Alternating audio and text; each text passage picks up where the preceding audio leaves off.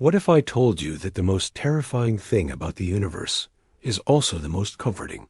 Right now, as you're watching this video, you are moving through space at 1.3 million miles per hour. Not just because Earth is spinning, or because we're orbiting the sun, but because our entire galaxy is hurtling through the cosmic ocean at speeds that should rip us apart. And yet, you don't feel a thing. You're perfectly still, perfectly safe.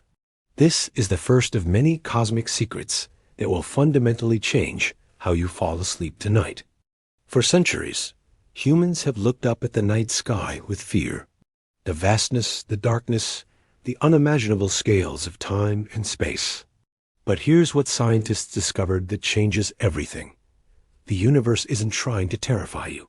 It's actually designed, almost impossibly, to be the most peaceful place imaginable. And I'm going to prove it to you over the next 3.5 hours, with facts so soothing, so perfectly constructed, that by the end, you'll never fear the cosmos again. Before we dive into this cosmic journey together, do me a favor. Hit that like button if you're ready to completely transform your relationship with the universe.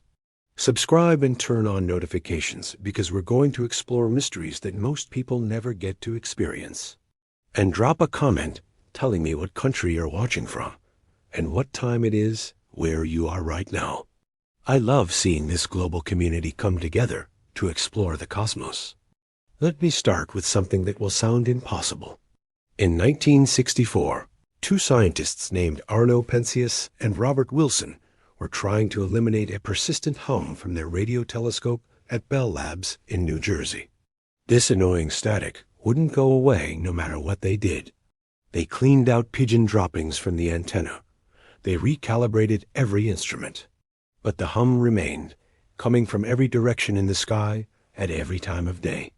What they had accidentally discovered was the afterglow of creation itself, what we now call the cosmic microwave background radiation. And here's the relaxing part that nobody tells you. This ancient light, 13.8 billion years old, is still gently warming your skin right now. You are literally being embraced by the heat signature of the Big Bang itself. Think of it like this. Imagine you're sitting by a campfire with your ancestors from tens of thousands of years ago. The fire burned out long ago, but you can still feel the faint warmth in the stones around where it used to be. That's what the universe is doing for you. The original fire of creation has cooled to just 2.7 degrees above absolute zero. But it's still there, still touching you, still connecting you to the very first moments of existence. You are never truly alone because you are constantly bathed in the universe's oldest light. But this gets even more beautiful. The temperature of this cosmic background radiation is almost perfectly uniform in every direction. Scientists have measured it to incredible precision, and they found that it varies by only 1 part in 100,000. This means the universe, at its largest scales, is extraordinarily smooth and peaceful. There are no violent cosmic storms disrupting this ancient light. No chaotic turbulence on the grandest scales. Just gentle, predictable patterns that have remained stable for billions of years. Now here's where this connects to something you can understand intuitively. You know that feeling when you're in a perfectly quiet room and you can hear a very faint, almost imperceptible hum. Maybe it's the electricity in the walls, or distant traffic, or just the sound of your own blood flowing. The universe has that too. And just like that gentle background hum in a quiet room helps you feel calm and grounded, the cosmic background radiation is the universe's way of providing a constant, soothing presence throughout all of space. Let me tell you about something that happened in 2013 that completely changed how we understand cosmic peace. The European Space Agency's Planck satellite created the most detailed map ever made of this ancient light. What they discovered was astonishing. The universe isn't just smooth and peaceful at large scales. It's actually more ordered and less chaotic than our best theories predicted it should be. It's as if the cosmos has a built-in tendency toward tranquility that we're only beginning to understand. This is important because it means that chaos and violence aren't the default states of the universe. Peace is, order is, stability is. The universe, at its fundamental level, tends toward the serene. When you look up at the night sky, you're not looking at a dangerous, hostile place. You're looking at the most stable, long-lasting, peaceful structure that has ever existed. But I know what you're thinking. What about supernova? What about black holes? What about all the violent, destructive events we hear about in space? Here's the thing, and this is going to sound strange at first. Even the most violent events in the cosmos are, from a certain perspective, gentle. Let me explain what I mean, and this is going to completely change how you think about cosmic violence. A supernova is the explosive death of a massive star. It releases more energy in a few seconds than our sun will produce in its entire 10 billion year lifetime. And yet, the nearest supernova to Earth in the last 400 years happened in 1987, in a neighboring dwarf galaxy 168,000 light-years away. Even at that relatively close distance, all we saw was a new point of light in the sky. No damage, no danger, just light. The universe has arranged things so that these powerful events happen at such vast distances that they become nothing more than beautiful light shows for us. Think of it like watching lightning from miles away. Up close, lightning is terrifyingly powerful, carrying billions of volts of electricity.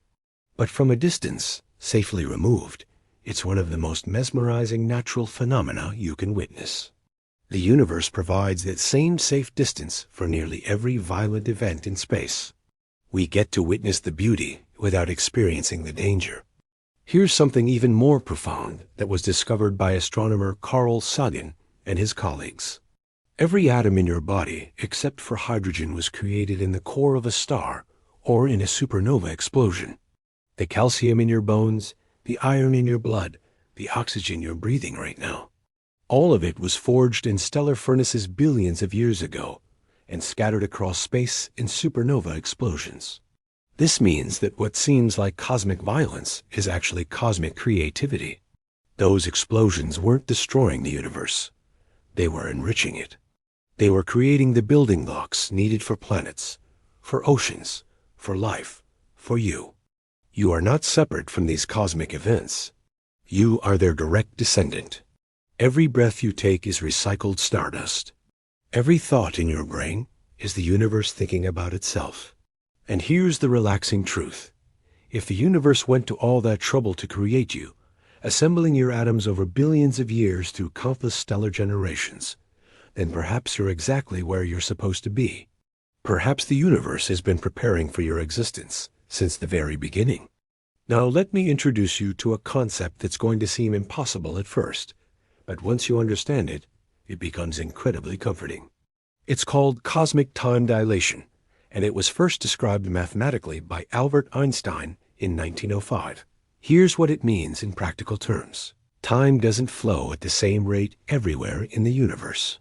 The stronger the gravity, the slower time moves. This has been proven experimentally countless times. GPS satellites have to account for it, or they'd give you wrong directions within minutes. But here's the beautiful implication. If you could somehow stand on the surface of a black hole's event horizon, which you can't, but imagine you could, time would slow down so dramatically that billions of years in the rest of the universe would pass in what feels like moments to you. From your perspective, you could watch the entire future history of the cosmos unfold like a time-lapse video. The universe would age around you while you remained young. Now flip this around. From the universe's perspective, you're already living in that time-dilated state compared to the void of empty space. The gravity of Earth, the Sun, our galaxy, they're all causing your time to flow slightly slower than it would in the emptiness between galaxy clusters. You are being cradled by gravity into a gentler flow of time. The universe is literally slowing things down for you, giving you more subjective experience within each moment. Think of it like being a child again, when summer vacations seem to last forever. That's what gravity is doing for you on a cosmic scale. It's stretching out your experience of time, making each moment richer, more full. You're not rushing toward the heat death of the universe. You're being given the gift of extended subjective experience. Here's where this gets even more profound, and this is something that cosmologist Brian Greene explored in his work on the nature of time. If time flows differently in different parts of the universe, then in a very real sense, the past and future exist simultaneously. Right now, somewhere in the universe where gravity is stronger, your future is already playing out. And somewhere where gravity is weaker, your past is still happening. All of time exists at once, spread out across the fabric of space-time like a landscape. This means you don't have to fear the passing of time, because in the deepest sense, nothing is truly passing. Every moment you've ever experienced still exists somewhere in the structure of space-time. Your childhood memories aren't lost. They're eternal features of the universe, existing perpetually in their own reference frame. You are not a temporary flicker of consciousness. You are a permanent part of the eternal four-dimensional landscape of space-time. Let me share something with you that happened in 1990 that perfectly captures what I'm talking about. Astronomer Carl Sagan convinced NASA to turn the Voyager 1 spacecraft around when it was 3.7 billion miles from Earth and take one last photograph of our planet. In that image, Earth appears as a single pale blue pixel, smaller than a grain of sand, suspended in a sunbeam. Sagan wrote that everyone you love, everyone you know, every human who ever existed, lived out their lives on that tiny mote of dust. But here's what makes this relaxing rather than terrifying. That pale blue dot is your cosmic address. It's where the universe has created a perfect sanctuary for life. And the very fact that we're so small means that the universe is giving us the incredible gift of protection through obscurity. We're not important enough for cosmic events to target us. We're safely tucked away in a quiet corner of a typical galaxy, orbiting an ordinary star, completely unremarkable from the universe's perspective. And that's exactly why we're safe. The universe isn't paying attention to us in any threatening way. We're like a family living in a peaceful cottage far from the chaos of big cities. We get to exist in a calm, stable environment precisely because we're not at the center of cosmic events. Our insignificance is our shield. Now I want to tell you about something called the anthropic principle, but not in the way you've probably heard it before. This principle was formalized by physicist Brandon Carter in 1974, and it makes a simple observation. The universe appears to be fine-tuned for life. The fundamental constants of physics, the strength of gravity, the mass of electrons, the cosmological constant, all of these values fall within an incredibly narrow range that allows for stable atoms, stars, planets, and ultimately life. Change any of these constants by even a tiny fraction, and the universe becomes uninhabitable. Make gravity slightly stronger, and stars burn out too quickly for life to evolve. Make it slightly weaker, and stars never form at all. Adjust the strong nuclear force in atoms can't hold together. The universe is balanced on a knife's edge of perfect conditions. Now, some people find this terrifying. They think it shows how precarious our existence is. But I want you to see it differently. The fact that the universe has these exact properties suggests that whatever process or principle created the cosmos has a tendency toward life. The universe isn't hostile to life. It's structured specifically to allow life to emerge. You are not an accident fighting against cosmic odds. You are the natural result of a universe that was always going to produce something like you. Think of it like this. Imagine you wake up in a room perfectly suited to your needs. The temperature is ideal. There's food you enjoy. The lighting is gentle. The sounds are peaceful. You might wonder why everything is so perfectly arranged. But instead of being suspicious or afraid, you could simply be grateful. You could recognize that you're in a place designed for your comfort. That's what the universe is. It's a place that has prepared itself for your existence. Let me share a specific example that shows just how precisely tuned the universe is for peace and stability. In 1998, physicists Saul Perlmutter, Ryan Schmidt, and Adam Rees discovered that the expansion of the universe is accelerating. This expansion is driven by what we call dark energy, a mysterious force that fills all of space. These three scientists won the Nobel Prize in 2011 for this discovery, and it has profound implications for cosmic serenity.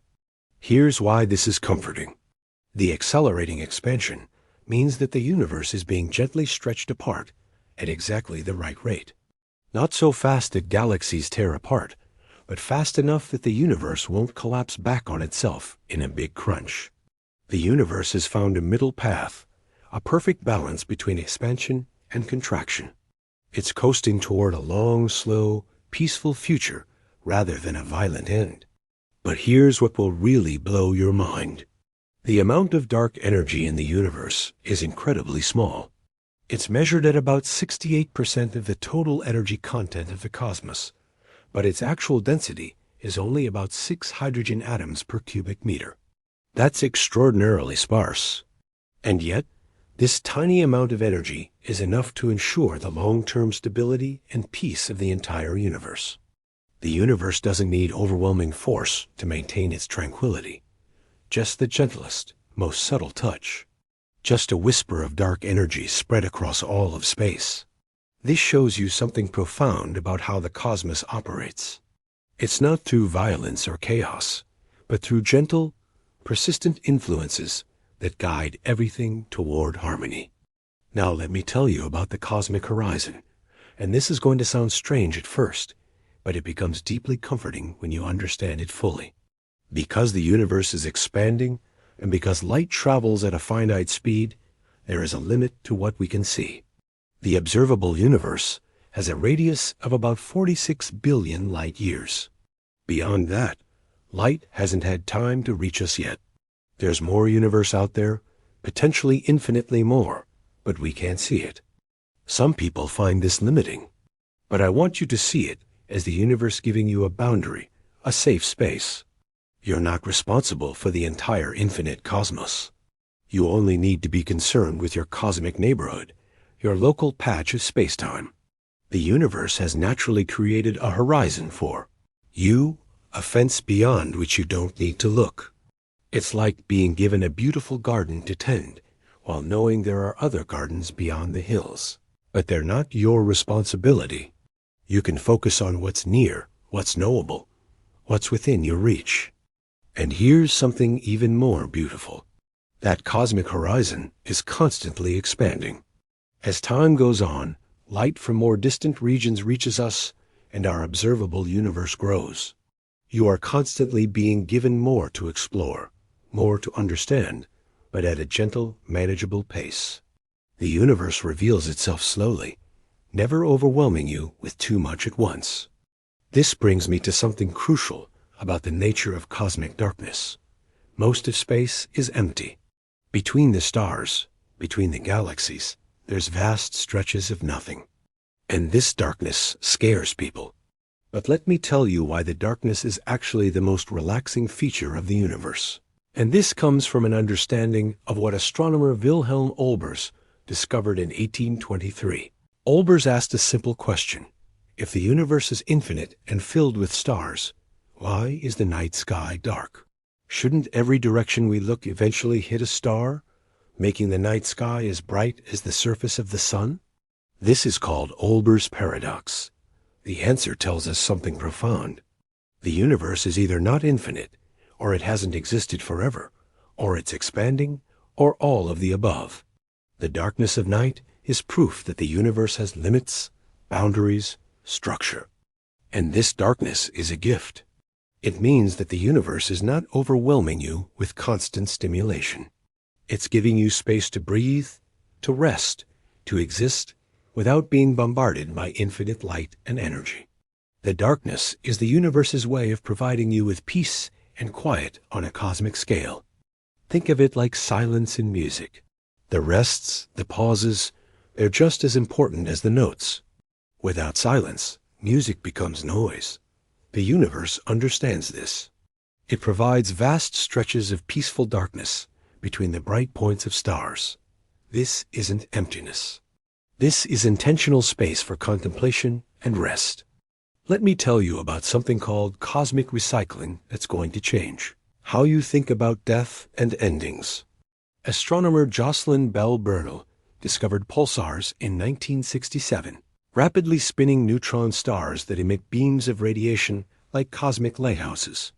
These objects are the remnants of massive stars that exploded in supernova. They're stellar corpses, in a sense. But here's what's beautiful. They're not dead. They're transformed. They're still actively participating in the cosmos, sending out regular pulses of energy, potentially powering other processes we don't fully understand yet. Nothing in the universe truly ends. Everything transforms. The atoms that make up your body have been recycled countless times through multiple stars, planets, and perhaps even other living organisms.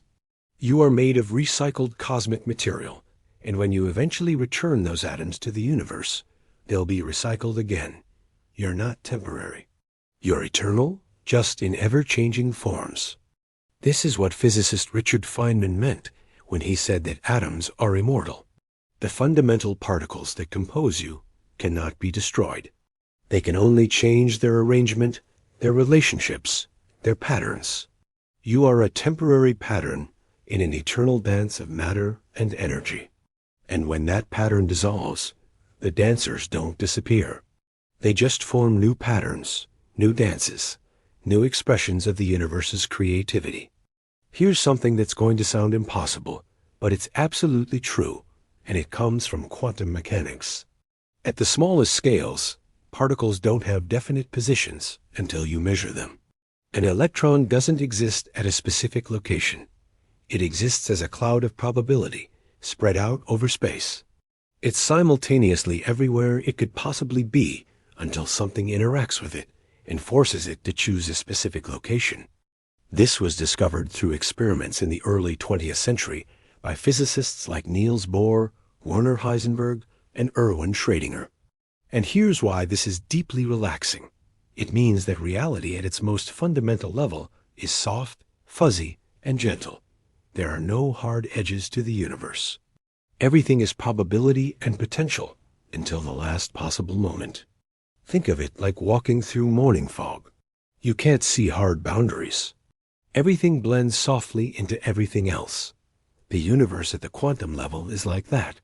It's not made of rigid, separate objects crashing into each other. It's made of overlapping probability clouds, gently influencing each other, creating the illusion of solid matter through their interactions. This means that you, at your most fundamental level, are not separate from the universe around you.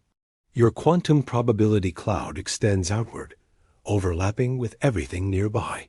You are literally connected to everything through quantum mechanics. The boundaries between you and the universe are softer and more permeable than you ever imagined. Now let me tell you about something called quantum entanglement, which Einstein famously called spooky action at a distance. When two particles interact and then separate, they remain connected in a mysterious way. Measure the properties of one particle, and you instantly know the properties of the other, no matter how far apart they are. This has been proven experimentally countless times. In 2022, the Nobel Prize in Physics was awarded to Alain Aspect, John Clauser, and Anton Zeilinger for their experiments demonstrating quantum entanglement. Here's the comforting implication. Connection is built into the fabric of reality at the deepest possible level. Separation is an illusion created by classical physics. At the quantum level, everything that has ever interacted remains connected forever. You are entangled with everything you've ever touched, everyone you've ever met, every photon that's ever struck your skin. The universe doesn't let go of its connections. Once something has touched your life, even in the most minimal way, that connection persists as part of the structure of reality. You are not isolated. You are connected to an ever-growing web of quantum relationships that extends throughout space-time. Think of it like this. Imagine everyone you've ever known is holding an invisible thread connected to you. Even when they walk away, the thread remains, stretching across any distance but never breaking. That's what quantum entanglement is telling us about reality. The threads are real. the connections persist. You are part of a cosmic tapestry where every thread is important and nothing is truly separate. Let me share something with you now about the structure of galaxies. That's going to seem strange, but becomes incredibly soothing when you understand it. Galaxies rotate, and they rotate in a way that shouldn't work according to the gravity from the visible matter we can see. The stars on the outer edges of galaxies move too fast. They should fly off into space, but they don't. This observation, first made carefully by astronomer Vera Rubin in the 1970s, led us to discover dark matter. Dark matter is an invisible substance that makes up about 85% of the matter in the universe. We can't see it directly, but we can see its gravitational effects holding galaxies together. And here's the beautiful part. This invisible scaffolding of dark matter is what keeps the visible universe stable and peaceful. Without it, galaxies would tear themselves apart. Stars would drift away from each other. The universe would be chaotic and ever-changing. But dark matter provides a gentle, invisible hand that holds everything in place. It's like the universe has a secret support structure that ensures stability even when things look precarious. You can't see it, but it's always there, always working, always keeping you safe. This is such a powerful metaphor for existence. Sometimes the most important things are invisible. Love, consciousness, meaning, purpose. These aren't things you can measure with instruments, but they're what hold your life together. Dark matter teaches us that the invisible is just as real, perhaps more real than the visible. The universe is telling you that what you can't see is supporting you just as much as what you can. Now, I'm going to tell you something about the cosmic web that's going to completely change how you visualize the universe. When you look at the distribution of galaxies on the larger scales, they're not randomly scattered. They form a web-like structure with long filaments of galaxies connected by nodes where galaxy clusters form. Between these filaments are vast empty voids. This structure was first clearly mapped by astronomers like Margaret Geller and John Huckra in the 1980s. The universe has structure. It has organization. It has patterns. This isn't chaos. This is order on the grandest possible scale. And here's what's soothing about this. Just like the web structure gives the universe its form, your life has structure too. The events, relationships, and experiences of your life aren't random. They form patterns. They connect in ways you might not see immediately, but they're part of a larger structure that gives your existence shape and meaning. Think of the cosmic web like the neural networks in your brain. Individual neurons, like individual galaxies, aren't that impressive on their own.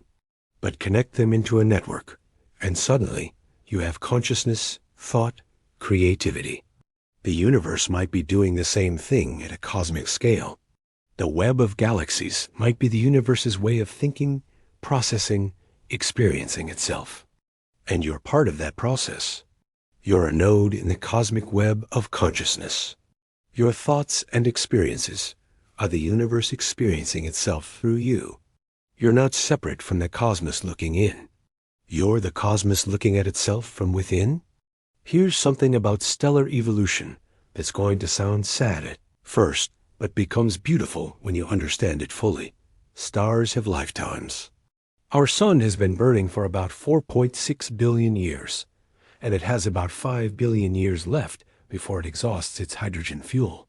Eventually, it will expand into a red giant, possibly engulfing Earth, before finally settling down as a white dwarf, slowly cooling over trillions of years.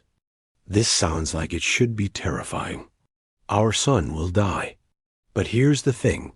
5 billion years is such an incomprehensibly long time that it might as well be forever from any human perspective. All of recorded human history is only about 5,000 years. 5 billion years is 1,000,000 times longer than that. The sun will outlive humanity's distant descendants. It will outlive whatever species or consciousness evolves after us. It will outlive any conceivable future you could imagine.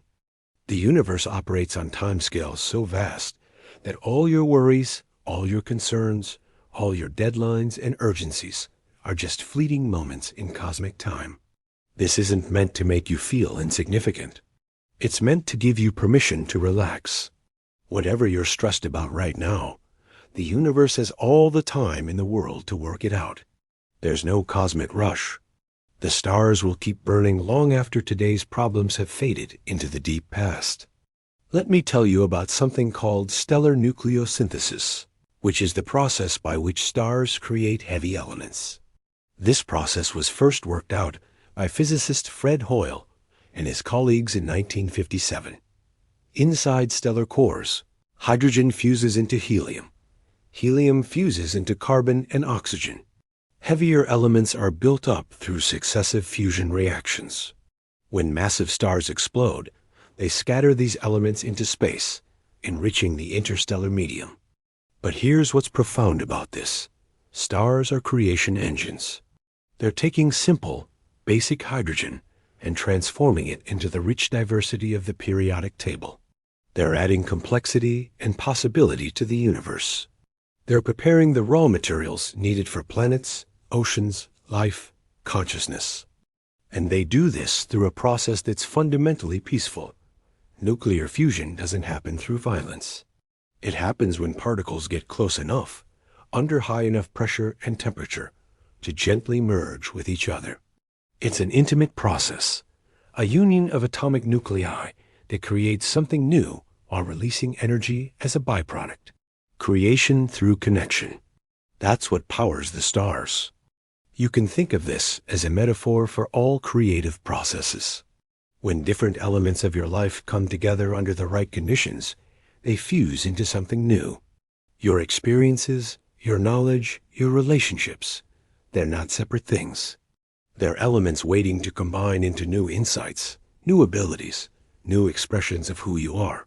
You are your own fusion reactor, constantly creating new versions of yourself.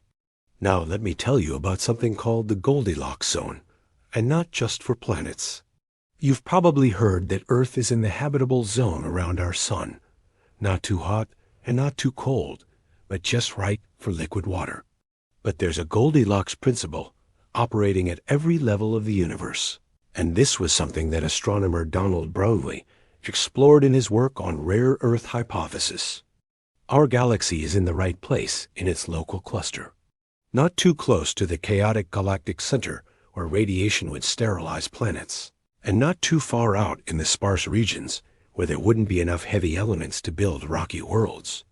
Our solar system formed at the right time in cosmic history, after enough stellar generations had enriched the interstellar medium with heavy elements, but before the universe had exhausted its star-forming gas. Earth is the right size to hold an atmosphere, but not so large that it becomes a gas giant. Our moon is the right size to stabilize Earth's tilt, giving us stable seasons over millions of years. Everything is just right, and not just barely right, but right within comfortable margins. The universe has given us buffer room. We're not teetering on the edge of habitability. We're solidly in the safe zone with room for variation. This suggests something profound. The conditions for life, for consciousness for you, aren't a 1 in a billion fluke. They're the natural result of a universe that tends toward creating these conditions. The cosmos isn't hostile. It's generative. It's creative. It's constantly exploring the possibility space and finding pockets of stability where complexity can emerge. You exist in one of those pockets. You're not lucky. You're inevitable. Given enough time and space, the universe will always produce something like you. You are the cosmos becoming conscious of itself, and that's not a rare accident. That's what the universe does. Here's something about cosmic expansion that most people don't understand, and once you do, it becomes incredibly calming. The expansion of the universe doesn't mean that galaxies are moving through space. It means that space itself is expanding. The fabric of space-time is stretching, carrying galaxies along with it. This was first discovered by astronomer Edwin Hubble in 1929, when he noticed that distant galaxies were redshifted, meaning their light was stretched to longer wavelengths. But here's the key point. This expansion is happening everywhere simultaneously. Every point in space is the center of expansion from its own perspective. You are at the center of the universe from your reference frame. There is no privileged location. There is no cosmic capital city. Every location in the universe is equally valid, equally centered, equally important. The universe is telling you that wherever you are, that's the center. You don't need to be anywhere else. You don't need to achieve some special position or status. Right where you are, right now, you're at the heart of everything. The cosmos is expanding around you specifically, giving you the same cosmic view as everyone and everything else. Think of it like baking raisin bread. As the dough expands in the oven, every raisin moves away from every other raisin. Each raisin could claim to be the center of the expansion because from its perspective, all the other raisins are moving away from it. The universe is like that. You're a raisin in cosmic bread, and you're just as central as any other raisin. Now let me tell you about cosmic inflation, a theory developed by physicist Alan Guth in 1980. In the first fraction of a second after the Big Bang, the universe underwent a period of exponential expansion, growing from smaller than an atom to the size of a grapefruit in about y-32 seconds. This inflation smoothed out any irregularities and set the initial conditions for the universe we see today. Here's why this is comforting. Any problems, any chaos, any disorder that might have existed in the early universe was literally expanded away. The universe solved its early turbulence by growing so fast that the problems became insignificant compared to the vast smoothness that inflation created. The cosmos has a built-in mechanism for resolving chaos through expansion and dilution. This is a powerful principle that applies to your life too. When you're facing problems that seem overwhelming, sometimes the solution isn't to fight them directly. Sometimes the solution is to expand your perspective, to grow yourself so much that the problems become smaller in comparison. The universe is teaching you its strategy. Don't shrink from difficulties. Expand beyond them. Let me share something about the cosmic microwave background that we touched on earlier, but there's a deeper layer to understand. When you look at detailed maps of this ancient light, you see tiny fluctuations in temperature, variations of only 1 part in 100,000. These minuscule differences are the seeds of all the structure we see today. Galaxies, stars, planets, all of them grew from these tiny initial perturbations. But here's what's beautiful. The universe knew exactly how strong to make these fluctuations. Too strong, and the universe would have collapsed into black holes before stars could form. Too weak, and matter would have remained diffuse and structureless forever. The fluctuations are just right to produce a universe rich with structure, but stable enough to last billions of years. The universe started with almost perfect smoothness, but included just enough texture to make things interesting.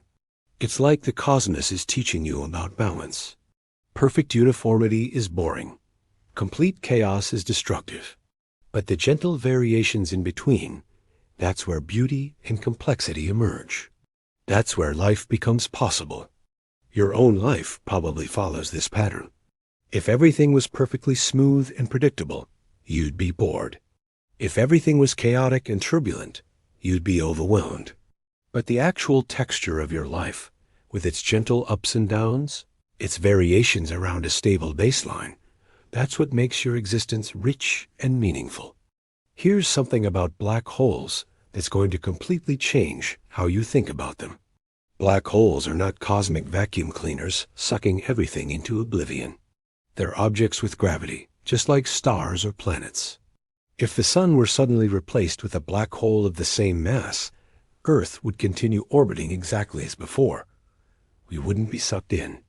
The gravity at our orbital distance would be unchanged. This was explained clearly by physicist Kip Thorne, who won the Nobel Prize in 2017 for his work on gravitational waves. Black holes only affect you if you get very close to them, within a few times their Schwarzschild radius. Beyond that, they're harmless.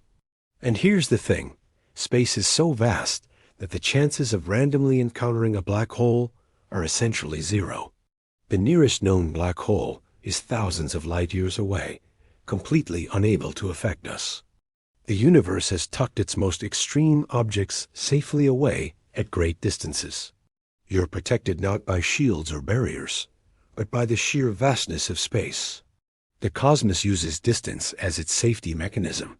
Dangerous things exist, but they're so far away that they might as well not exist from your perspective. And even if you could approach a black hole, what would you find? According to Einstein's general relativity, if you fell into a supermassive black hole, you wouldn't necessarily be immediately torn apart. For the largest black holes, you could cross the event horizon without even noticing. Time and space would seem normal to you, even as you passed the point of no return. From your perspective, things would remain calm and gentle right up until the very end. The universe doesn't torture you with fear. Even at the edge of the most extreme object in existence, things remain, from your reference frame, peaceful and ordinary. That's how thoroughly the cosmos protects your subjective experience. Let me tell you about something called the cosmological constant problem, which sounds technical but reveals something profound about the universe's stability. The energy of empty space, what we call vacuum energy or dark energy, should theoretically be enormous based on quantum mechanics calculations. But when we measure it, we find it's tiny, about 120 orders of magnitude smaller than theory predicts. This is called the worst prediction in the history of physics. But here's the thing. If the cosmological constant was as large as theory suggests, the universe would have either collapsed immediately or expanded so fast that matter could never clump together to form stars and galaxies. The fact that it's so small is the only reason we exist. The universe has somehow arranged itself to have exactly the right amount of dark energy. Not what theory predicts, but what's needed for stability in life. This suggests that whatever principles govern the cosmos, they're tuned toward creating stable, long-lasting universes rather than chaotic, short-lived ones. The universe wants to exist peacefully for as long as possible, and it's found a way to do that. Now I want to talk about something called the heat death of the universe, but not in the scary way you've probably heard it. Yes, eventually, in trillions upon trillions of years, the universe will expand and cool to the point where no new stars can form. Existing stars will burn out. Black holes will evaporate through Hawking radiation. The cosmos will approach a state of maximum entropy where nothing can happen anymore. This sounds bleak, but here's what's actually comforting about it. The universe is heading toward ultimate peace. The heat death is the cosmic equivalent of perfect rest, perfect stillness, perfect quiet. After eons of activity and change, the universe will finally settle into absolute tranquility.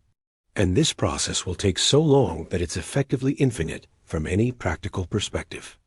The universe isn't rushing toward death. It's slowly, gently, over incomprehensible time spans, easing itself into final rest. There's no sudden collapse, no violent end, just a gradual, peaceful settling. And you, living in the universe's vibrant youth, when stars still burn and galaxies still dance, you get to experience the cosmos at its most lively and creative period. Think of it like the seasons of a year. Winter is cold and quiet, but it's not death, it's rest. It's the earth sleeping before the renewal of spring. The heat death of the universe is cosmic winter, and we're living in cosmic summer. Enjoy the warmth and light while they last, knowing that the eventual quiet is not something to fear, but simply a different state of being, equally valid and necessary. Here's something about neutron stars that's going to blow your mind. These objects are the collapsed cores of massive stars, packed so densely that a teaspoon of neutron star material would weigh about 1 billion tons on Earth. Gravity on the surface of a neutron star is so strong that if you could stand there, which you can't, you would weigh billions of times more than you do on Earth. The escape velocity is about half the speed of light. And yet, neutron stars are stable. They're not dangerous to anything unless you get extremely close. They sit peacefully in space, slowly cooling over millions of years, occasionally visible as pulsars when their magnetic field happens to be aligned with Earth. These objects of unimaginable density and gravity are, from a cosmic perspective, perfectly calm and harmless. This teaches you something important. Intensity and peace are not opposites. You can be incredibly dense, incredibly focused, incredibly powerful, and still be at peace. The neutron star shows you that extreme states don't require chaos or violence. They can exist in perfect stability, rotating serenely hundreds of times per second, never wavering, never losing their composure. Your own life can be intense without being chaotic. You can experience strong emotions, face challenging situations, engage deeply with complex problems, and still maintain inner peace. The neutron star is your cosmic teacher, showing you that density and tranquility can coexist. Let me tell you about gravitational waves, which were first directly detected in 2015 by the LIGO Observatory, confirming a prediction Einstein made 100 years earlier. When massive objects like black holes or neutron stars spiral into each other, they create ripples in space-time itself that spread out at the speed of light. These waves are constantly passing through Earth, through you, right now, from events billions of light years away. But here's the incredible part. These waves are so gentle that it took humanity's most sensitive instruments to detect them. LIGO can measure distortions in space-time smaller than 1,000th the diameter of a proton. The universe is constantly vibrating with gravitational waves, but they're so subtle that you can't feel them. The cosmos is alive with motion and activity, but it's all happening at levels far below your awareness. This is the universe showing you that peace and action aren't contradictory. Enormous events are occurring all the time, entire solar systems merging, black holes colliding, but from your perspective, everything remains calm. The universe handles its business without disturbing your tranquility. You can trust that cosmic processes will unfold without requiring your worry or attention. Think of gravitational waves like the subsonic sounds that elephants use to communicate over long distances. These low-frequency sounds are all around, carrying information, affecting the world, but you can't hear them. They're below your threshold of perception. The universe operates on many frequencies and scales, most of which are invisible and inaudible to you, and that's by design. You're only given what you can handle. Everything else is managed automatically. Now let me tell you something about the rotation of Earth that you've never thought about. Earth spins at about 1,000 miles per hour at the equator. You're sitting on a massive sphere, hurtling through space at incredible speed. And yet, you feel perfectly still. You don't get dizzy. You don't feel the motion at all.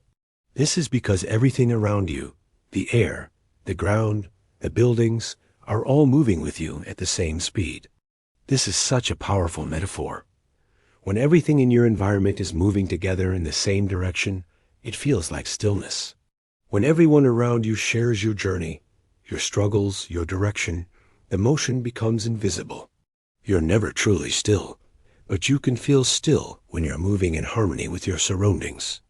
The universe has arranged things so that you don't feel Earth's rotation, its orbit around the sun, the solar system's motion around the galaxy, or the galaxy's movement through the universe. All of this enormous motion is hidden from your senses, allowing you to experience peace and stability, even while participating in a cosmic dance of incredible complexity and speed. This is the universe being kind to you. It could have designed physics differently, making you constantly aware of all motion. But it didn't. It gave you a reference frame where everything that matters to you is moving together, creating the experience of calm stability even in the midst of tremendous activity. Let me share something about the sun that's deeply comforting. Every second, the sun converts about 4 million tons of mass into pure energy through nuclear fusion. This has been going on for 4.6 billion years, and it will continue for another 5 billion years. The sun is the most reliable object in your life. It has never missed a day, It has never taken a break. It has powered every moment of every human life that has ever existed. And it does this with perfect consistency. The sun's energy output varies by less than 0.1% over its 11-year cycle. It's not erratic. It's not unpredictable. It's a cosmic metronome, beating out a steady rhythm of light and warmth that makes life possible. You can set your clock by the sun. You can plan your life around it. You can trust it completely. The universe has given you this gift of absolute reliability at the center of your solar system. No matter what chaos might happen in your life, no matter what uncertainties you face, the sun will rise tomorrow. It's a promise the cosmos has kept for billions of years, and it will keep it for billions more. Think about what this means. You're living on a planet orbiting a star that is fundamentally trustworthy. The most important object in your sky is stable, predictable, and generous with its energy. The universe could have placed you around a variable star that flares unpredictably, or a binary system with chaotic dynamics. But it didn't. You got a calm, middle-aged, stable star that will outlast any problem you could possibly face. Here's something about the moon that's going to change how you see it tonight. The moon is slowly drifting away from Earth at a rate of about 3.8 centimeters per year. This happens because of tidal interactions between Earth and the moon. Earth's rotation is gradually slowing down, and the moon is moving to a higher orbit to conserve the system's angular momentum. This process has been going on since the moon formed 4.5 billion years ago. But here's what's beautiful about this. The moon is leaving you so slowly that over the entire span of human existence, from the first humans to now, it has only moved about 8 meters farther away. That's nothing. From your perspective, from humanity's perspective, the moon is effectively eternal and unchanging. It's been a constant companion to life on Earth, and it will remain so for hundreds of millions of years to come. The universe knows how to do goodbyes, right? When things must part, they do so gradually, gently, over such long time scales that the separation is barely noticeable. The moon isn't abandoning Earth. It's slowly, naturally, finding a more stable orbital configuration. And in the meantime, it continues to provide tides that mix the oceans, stabilize Earth's axis, and light up your nights. Even in separation, there's grace and gentleness.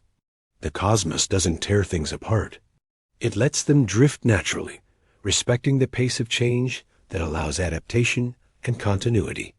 Let me tell you about cosmic rays, which are high-energy particles, mostly protons, that zip through space at nearly the speed of light. They come from supernovae, from active galaxies, from mysterious sources we don't fully understand. They're constantly bombarding Earth. About 100 cosmic rays pass through your body every second. This might sound alarming, but here's the thing. They pass right through you without interacting. They're moving so fast, and you're so transparent to them at their energy scale that they cause essentially no damage. Your body repairs any minor damage they might cause faster than it accumulates. You're being shot through with cosmic radiation right now, and you don't feel a thing. You're perfectly safe. The universe has designed you to be resilient to its radiation. Earth's magnetic field deflects most cosmic rays. The atmosphere absorbs the rest. The few that get through are handled by your body's repair mechanisms. You're protected by layers of cosmic shielding that you never think about. The universe is looking after you. This is true at every level. You're constantly exposed to cosmic influences, quantum fluctuations, gravitational waves, neutrinos passing through you, electromagnetic radiation from distant galaxies.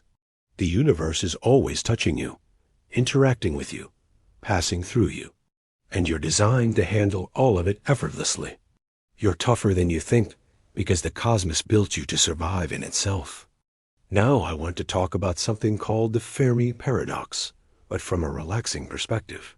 Physicist Enrico Fermi famously asked, if the universe is so vast and old, where is everybody? If intelligent life is common, we should see signs of it everywhere. But we don't.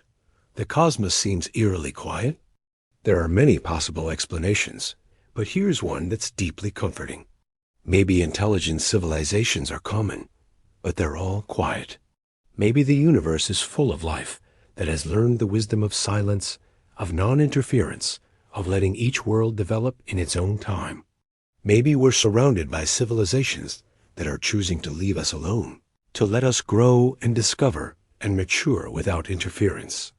The silence of the cosmos might not be evidence that we're alone. It might be evidence that we're cared for by others who respect our journey and our need to figure things out ourselves. The universe might be full of patient, wise beings who remember what it was like to be young and are giving us the space we need. Or maybe we're among the first. Maybe we're early in the universe's history of producing complex life, and we have the privilege of being cosmic pioneers. Either way, the silence isn't lonely. It's the quiet of a peaceful neighborhood where everyone respects each other's space, or the quiet of a young world full of potential. Let me tell you something about Earth's orbit that's more precise than you realize. Earth doesn't just orbit the sun randomly. It follows an elliptical path that's remarkably stable. The eccentricity of Earth's orbit, which measures how non-circular it is only about 0.0167. That's very close to a perfect circle. This means our distance from the sun, and therefore the amount of solar energy we receive, varies by less than 3.4% over the course of a year. This stability is maintained by Jupiter, whose massive gravity helps keep Earth's orbit regular. Without Jupiter, gravitational perturbations from other planets might cause Earth's orbit to become more eccentric over time, leading to more extreme climate variations. But Jupiter acts as a cosmic guardian, using its gravity to maintain order in the inner solar system. The universe has arranged your solar system with a giant planet in just the right place to keep Earth's orbit stable. You're not at the mercy of random gravitational chaos.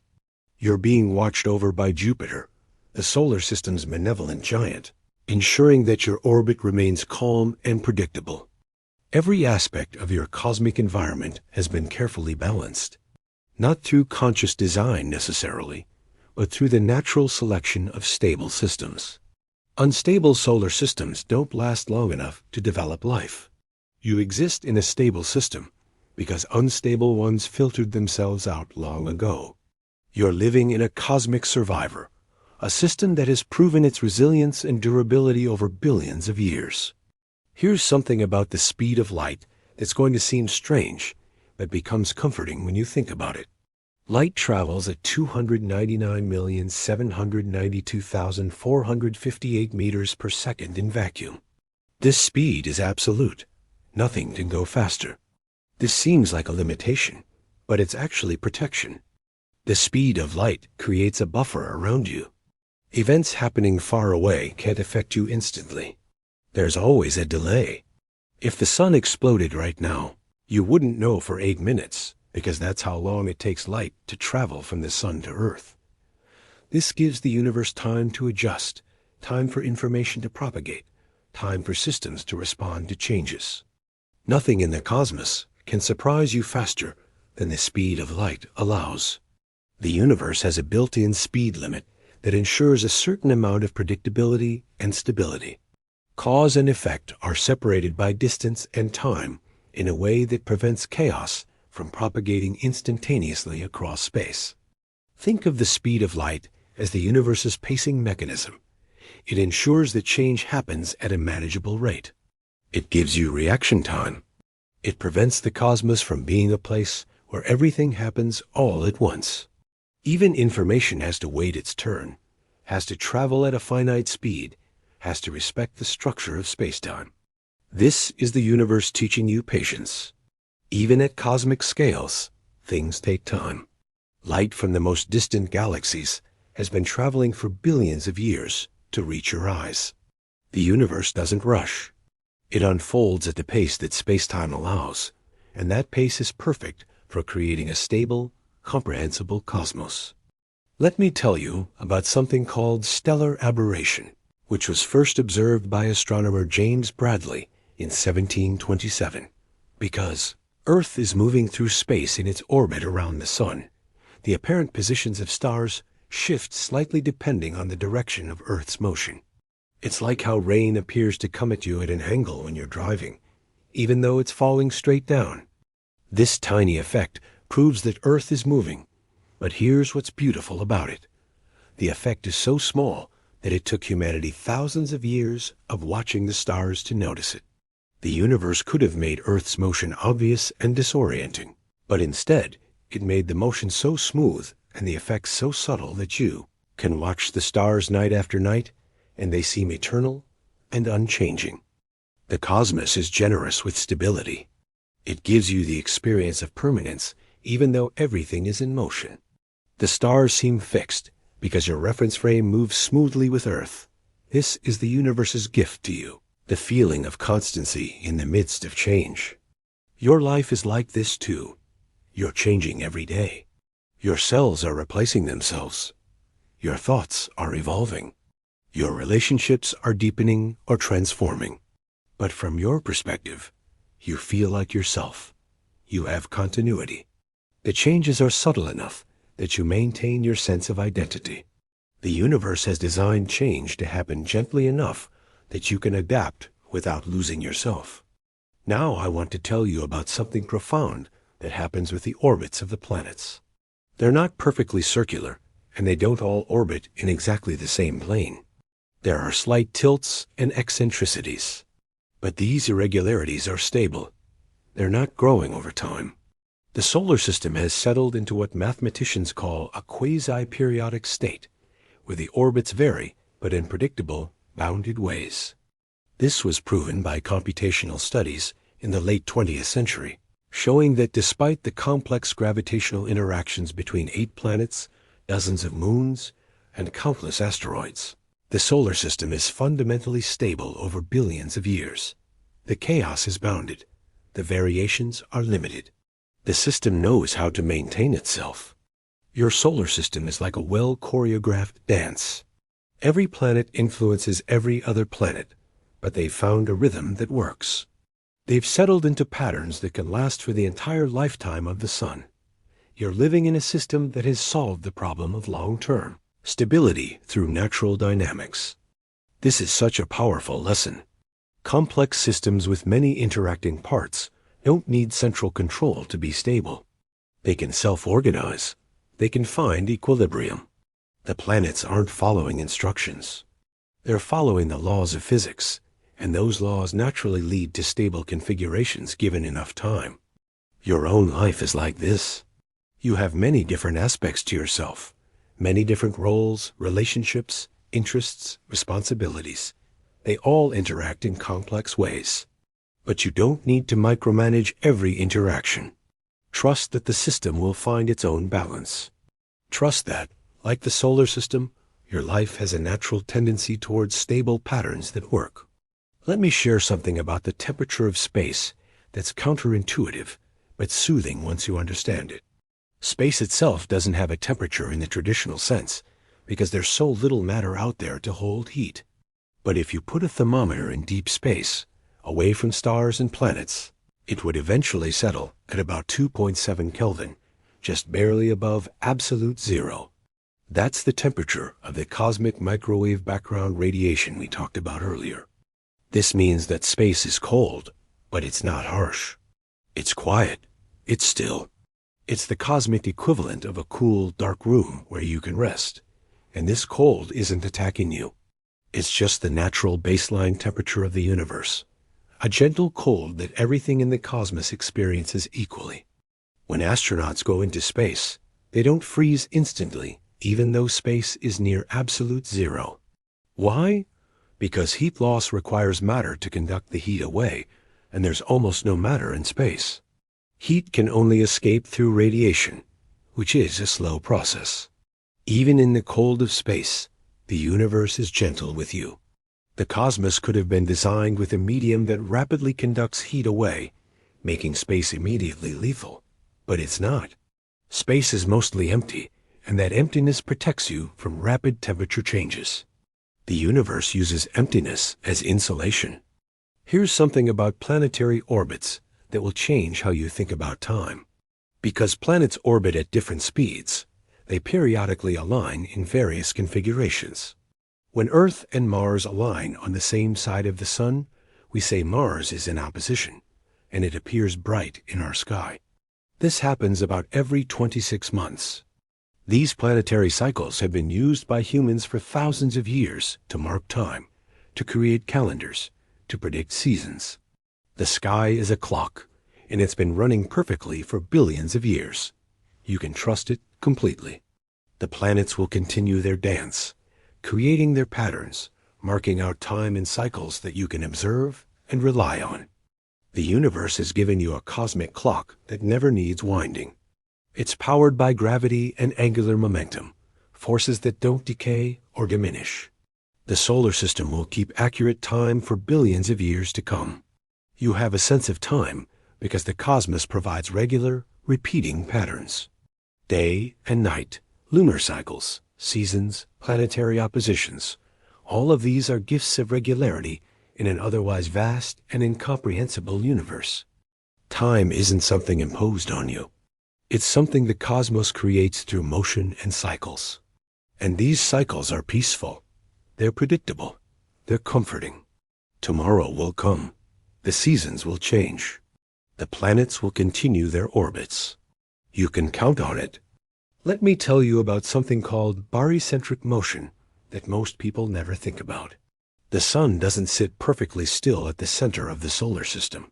It actually wobbles slightly as the planets orbit around it. This wobble is caused by the gravitational pull of the planets, especially Jupiter, which is massive enough to move the Sun measurably. The Sun and Jupiter actually orbit around their common center of mass, which lies just outside the Sun's surface. Every 12 years, as Jupiter completes an orbit, the Sun traces out a small circle in space. The same is true for all the planets to varying degrees. The solar system doesn't have a fixed center. It has a constantly shifting balance point as the planets move. This is beautiful because it shows you that even the Sun, the dominant object in your sky, is dancing with the planets. It's not an autocrat. It's a partner in the gravitational dance. Everything influences everything else. Nothing is truly independent. The Sun bends to Jupiter's pull, just as Jupiter bends to the Sun's pull. This is how the universe works at every level. There are no pure hierarchies.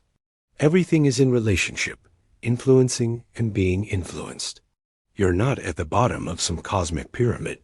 You're part of a web of mutual influence where everything matters. The universe is telling you that you have gravitational pull too. Your actions, your choices, your presence, they affect the people and world around you just as surely as Jupiter affects the Sun. You might not realize it because the effects are subtle, but you're moving the center of mass of your social system, your community, your world. You matter in ways you can't always see. Now I want to talk about the cosmic abundance of elements in a way that's going to give you chills.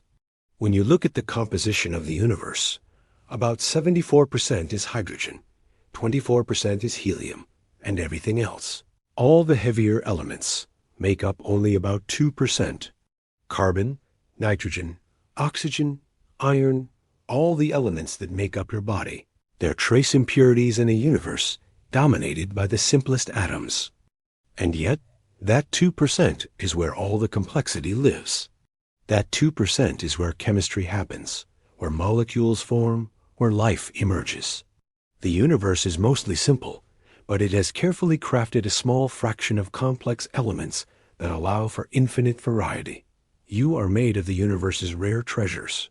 The atoms in your body are the precious few that have been through multiple stellar generations, cooked in stellar cores, scattered by supernova, collected by gravity into planets. You are not common matter. You are made of the universe's hard-won complexity. This means you're valuable not despite being rare, but because of it. The universe invested billions of years and countless stellar processes to create the atoms that compose you. You're not cheap or disposable. You're the product of cosmic alchemy, the result of processes that have transformed simple hydrogen into the rich periodic table. And here's what's profound. The universe is still creating these elements. Right now, stars are fusing hydrogen into helium and helium into carbon. Massive stars are building up iron cores. Supernovae are forging the heaviest elements. The cosmic factory is always running, always producing, always adding to the supply of complex atoms. The universe is generous with its creativity. It's not content to remain simple. It's constantly working to increase complexity, to create new possibilities, to enrich itself. You're part of that ongoing process. Your existence proves that the cosmos values complexity and is willing to work for billions of years to achieve it. Let me tell you about the Earth's magnetic field, which is generated by the motion of molten iron in the outer core. This magnetic field extends tens of thousands of kilometers into space, creating a protective bubble called the magnetosphere. This shield deflects the solar wind, a constant stream of charged particles from the sun that would otherwise strip away Earth's atmosphere and make the surface hostile to life. You are protected every moment of every day by an invisible magnetic shield that you never think about. The Earth is looking after you, using its internal heat and rotation to generate a force field that makes life possible. This has been working for billions of years without pause, without maintenance, without conscious oversight. The universe has built protection into the very structure of your planet. You don't have to do anything. You don't have to worry about it. The Earth handles it automatically, using principles of physics that have been reliable since the solar system formed. This magnetic field even creates visible beauty. The auroras, northern and southern lights, are caused by charged particles from the solar wind following Earth's magnetic field lines to the poles, where they collide with atmospheric gases and create glowing curtains of light. Your planetary shield doesn't just protect you. It creates art in the sky. The cosmos is telling you that protection and beauty aren't separate. The same forces that keep you safe also create wonder and awe. The universe protects you gracefully, not with harsh barriers, but with elegant fields that guide rather than block, deflect rather than destroy. Now let me share something about the atmosphere that's going to make you appreciate breathing.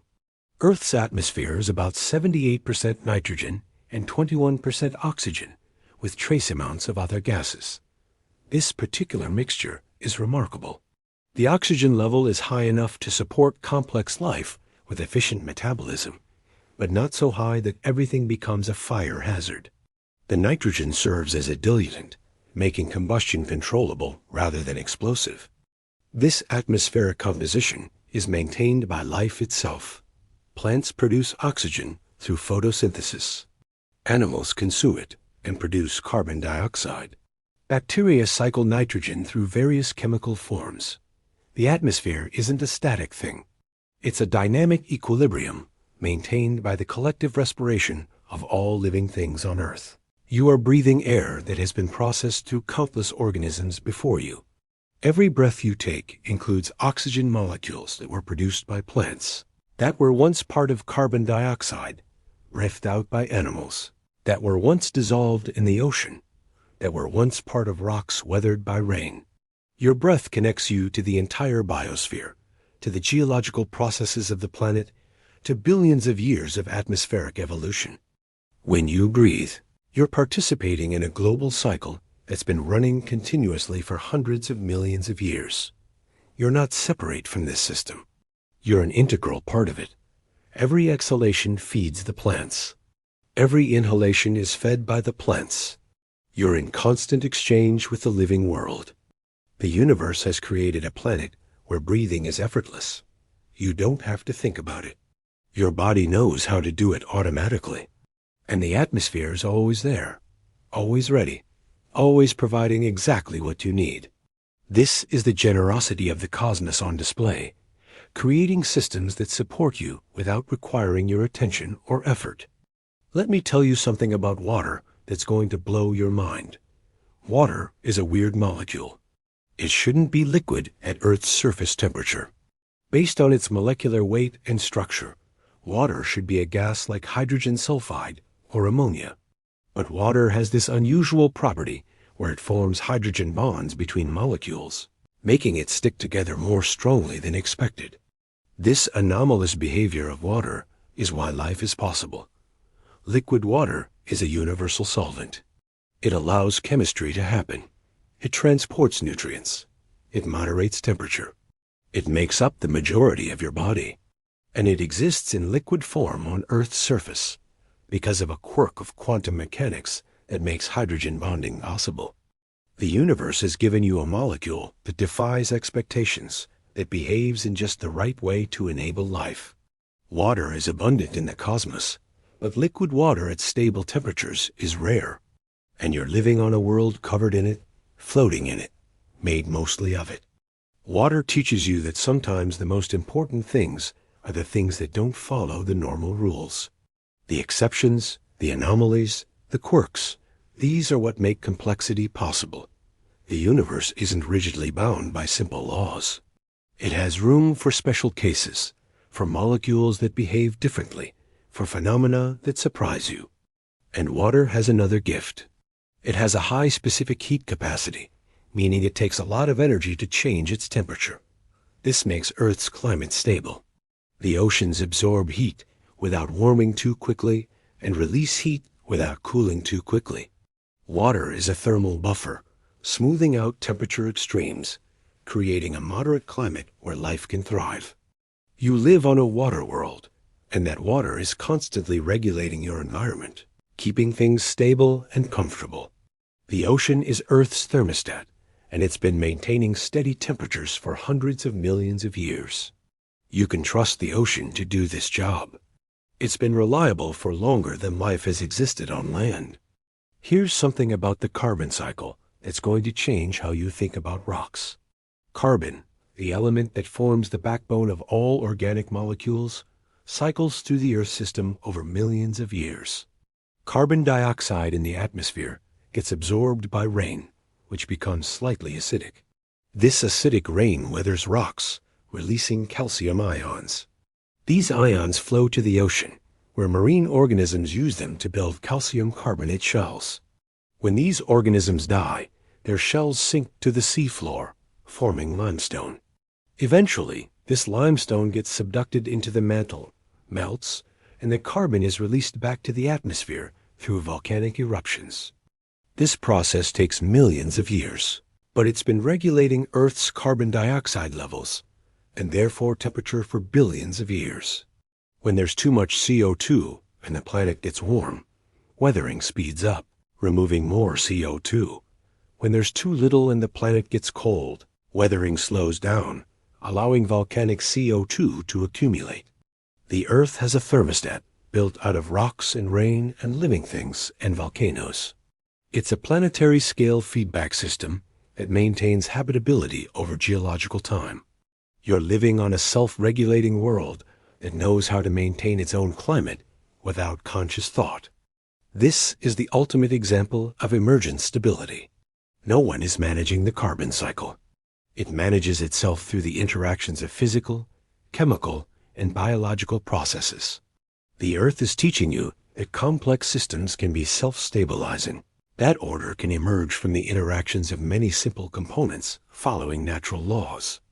Now let me tell you about the moon's role in creating tides, and why tides are more important than you probably realize. The moon's gravity pulls on Earth, creating two bulges in the ocean, one on the side facing the moon, and one on the opposite side. As Earth rotates under these bulges, you experience high and low tides twice a day. But tides don't just affect the ocean. They also create friction, which is gradually slowing Earth's rotation. This is why the moon is drifting away, as we discussed earlier. But here's what's important. This tidal slowing has been happening for billions of years, and it's been crucial for life. Early in Earth's history, days were much shorter, perhaps only a few hours long. Tidal friction has gradually slowed Earth's rotation, giving us our current 24-hour day. This slower rotation means less extreme temperature variations between day and night. It gives the surface more time to warm during the day and cool at night, creating a more moderate climate. The moon has literally given you more time in each day, and it's done so through a gentle process spanning billions of years.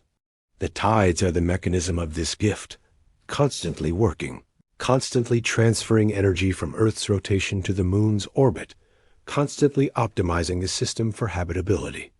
And tides do more. They mix the ocean, bringing nutrients from the deep to the surface, supporting marine food chains. They create intertidal zones, unique ecosystems where ocean and land meet. They've driven the evolution of countless species adapted to tidal rhythms. The moon's gravitational pull has shaped not just Earth's rotation, but the entire development of life on this planet. You are the product of the moon's influence. The length of your day, the rhythms of your biology, the availability of seafood, all of it traces back to the tides. You're living in a system where even the moon is contributing to your well-being. Let me share something about plate tectonics that reveals how alive your planet is. Earth's crust is broken into several large plates that float on the semi-molten mantle beneath. These plates are constantly moving at about the speed your fingernails grow, a few centimeters per year. Over millions of years, this motion creates mountains, opens oceans, triggers earthquakes, and fuels volcanoes. Plate tectonics is crucial for long-term habitability. It recycles carbon, preventing either a runaway greenhouse effect or a permanent ice age. It creates diverse landscapes and climates. It releases heat from Earth's interior. It generates the magnetic field through the motion it drives in the core. Without plate tectonics, Earth would be a dead world, unable to maintain life over billions of years. You're living on a planet that's constantly reinventing itself. The continents are drifting. Mountains are rising and eroding. New ocean floor is being created, while old ocean floor is being destroyed. Earth is dynamic, creative, always changing, always active. And yet, this motion is so slow that it's imperceptible in a human lifetime. The planet is changing, but gently, giving life time to adapt. This is the perfect pace, fast enough to maintain geological activity and recycling, slow enough to provide stability for ecosystems and civilizations. Earth is teaching you about the value of patient, persistent change. You don't have to transform overnight. You can change gradually, over years and decades, at a pace that allows your identity and relationships to adjust. Like the continents drifting across the globe, you can move toward new configurations while maintaining continuity with your past. Here's something about the solar spectrum that's going to make you appreciate sunlight differently. The sun emits radiation across a wide range of wavelengths, from gamma rays to radio waves. But most of its energy is concentrated in the visible light spectrum, the exact range that your eyes can see. This isn't coincidence. Your eyes evolved to detect the light that's most abundant from the sun. But here's what's beautiful. Earth's atmosphere blocks most of the harmful high-energy radiation, ultraviolet, X-rays, gamma rays, while allowing visible light and some infrared to pass through.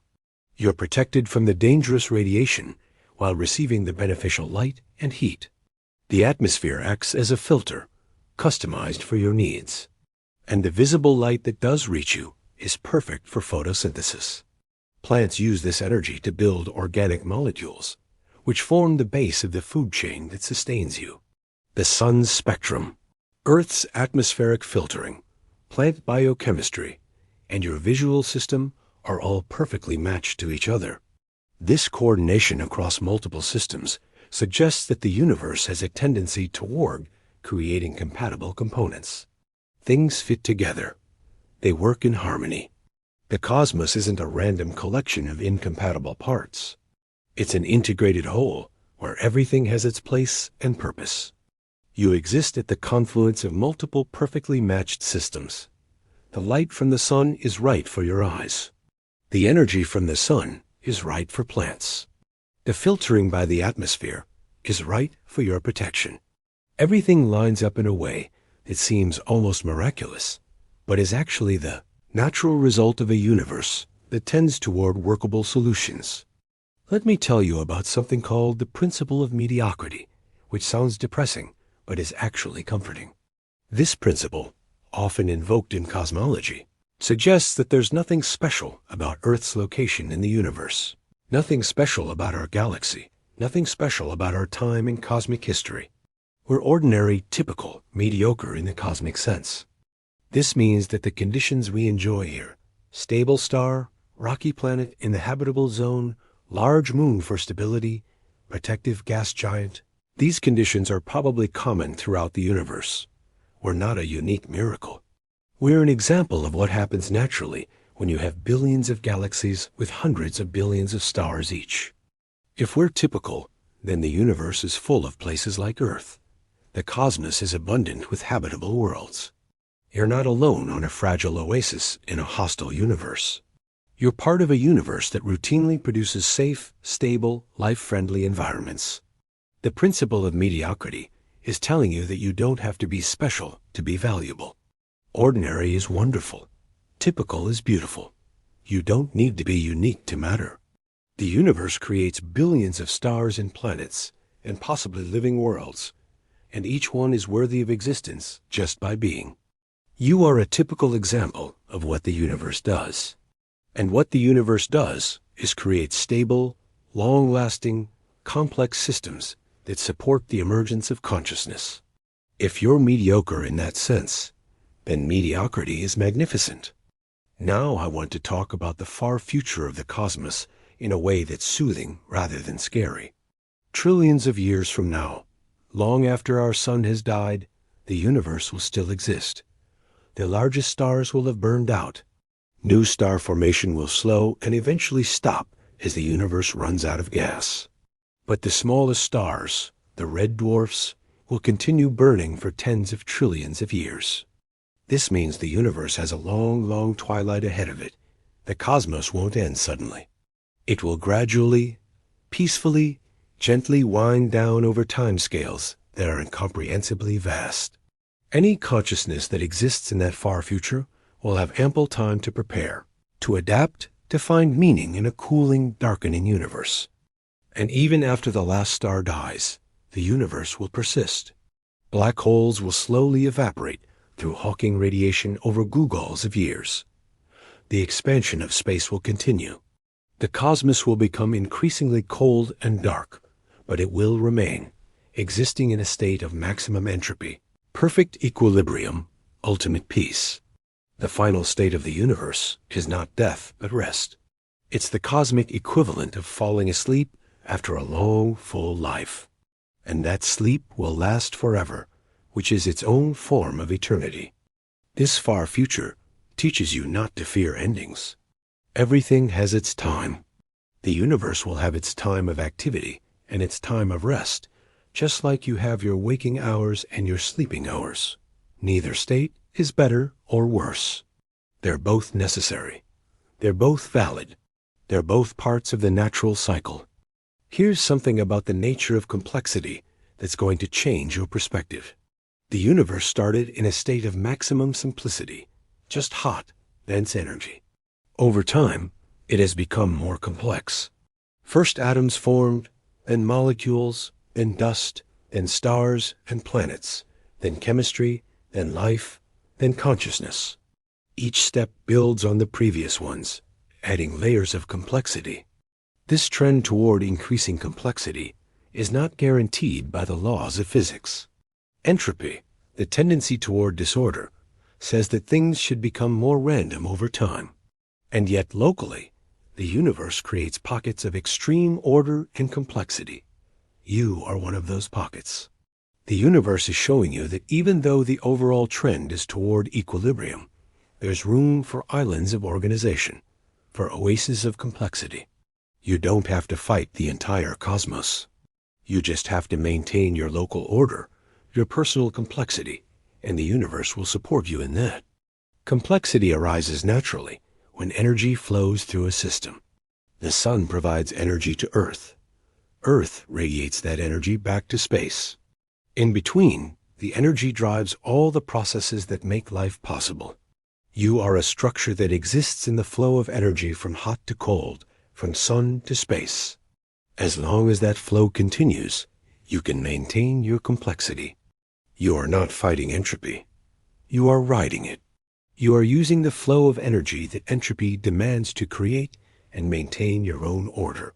You are a surfer on the wave of increasing cosmic disorder, using that wave's energy to exist and act and think. Let me tell you about the concept of cosmic perspective, a term made popular by astrophysicist Neil deGrasse Tyson. When you zoom out and see yourself from the universe's point of view, your problems shrink. The argument you had today, the deadline you're worried about, the embarrassment you felt, all of it becomes vanishingly small against the backdrop of cosmic space and time. But here's the key. This doesn't make your problems meaningless. It makes them manageable. When you can see that the universe is vast and ancient and mostly peaceful, you realize that your local turbulence is just that, local and temporary. The cosmos isn't judging you for your struggles. It's not concerned with your failures. It's simply existing neutrally, providing a stable background against which your life unfolds. The cosmic perspective is a tool for maintaining emotional equilibrium. When things feel overwhelming, remember that you're on a small planet orbiting an ordinary star in a typical galaxy. Remember that the light touching your face right now has been traveling for 8 minutes from a fusion reactor that has been burning steadily for 4.6 billion years. Remember that you're made of atoms forged in stellar cores, that you're literally stardust contemplating the stars. This perspective doesn't diminish you. It connects you. It shows you that you're part of something incomprehensibly vast and old and stable. Your moment of anxiety is a ripple on the surface of a cosmic ocean that has been calm for eons and will remain calm long after your worries have dissolved. The universe is teaching you that perspective is everything. From one angle, your problems are huge. From another, they are invisible. Both perspectives are true. But the cosmic perspective is the one that brings peace because it reminds you of the bigger patterns, the longer time scales, the vaster contexts within which your life is embedded. Now let me tell you about the relationship between you and the cosmos that ties everything together. You are not in the universe. You are the universe experiencing itself from a particular point of view. Every atom in your body was created in the Big Bang or in stellar cores. You are made entirely of cosmic material, arranged in a pattern that allows for self-reflection. When you look up at the stars, you're not looking at something separate from yourself. You're looking at your extended body, your cosmic family, the same substance that composes you scattered across space. The iron in your blood was forged in a supernova. The calcium in your bones was created in an exploding star. The oxygen you breathe was manufactured in stellar cores over billions of years. You are a way for the cosmos to know itself. This isn't poetry. This is literal truth. The universe has arranged some of its matter into a configuration that can observe and understand the rest. You are the cosmos looking at itself and comprehending what it sees. This means you're never truly alone. You can't be alone because you are the universe. Your thoughts are the universe thinking. Your feelings are the universe feeling. Your dreams are the universe dreaming. When you're awake at night, worrying or wondering, the cosmos itself is awake through you. And just as you are the universe is you. Its vastness is your vastness. Its age is your heritage. Its future is your legacy. You don't have to carry the burden of the cosmos, but you get to claim its majesty as your own. The universe has spent 13.8 billion years preparing for your existence. First, it had to expand and cool enough for atoms to form. Then it had to condense those atoms into the first stars. Then those stars had to live and die, enriching space with heavy elements. Then new generations of stars and planets had to form from that enriched material. Then chemistry had to create complex molecules.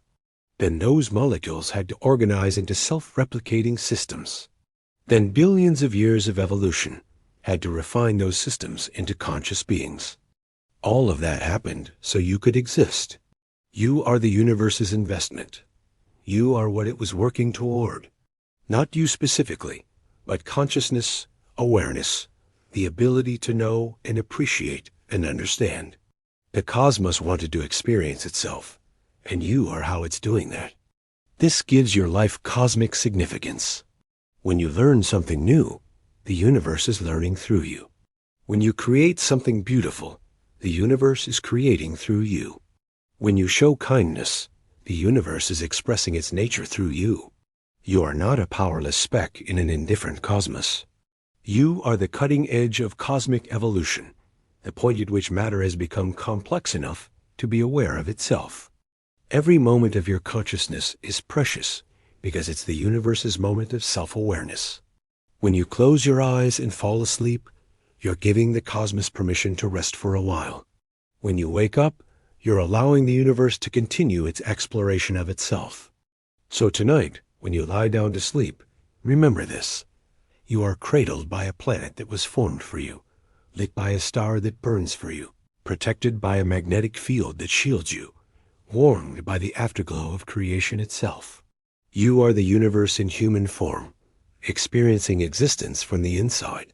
You are made of stardust and animated by cosmic processes that have been running since the beginning of time. The universe has given you the gift of temporary consciousness, a brief window during which some of its matter can know that it exists. You are the cosmos waking up to itself. And when you sleep, you can trust the universe to keep working, to keep existing, to keep providing the stable, peaceful background against which your life unfolds. You are safe. You are home. You are exactly where the universe intends you to be, experiencing exactly what you're meant to experience. The cosmos has been preparing your existence for billions of years, and it will continue existing for billions more. You are part of an eternal cycle of matter and energy, transforming but never truly ending. So rest now. Let the cosmic background radiation warm you. Let the motion of Earth rock you gently through space. Let the knowledge that you are the universe itself bring you peace. You are stardust sleeping, and tomorrow you will be stardust waking once again to contemplate the beauty of existence. The universe loves you because you are the universe loving itself. Sleep well, cosmic traveler. The stars will still be there when you wake.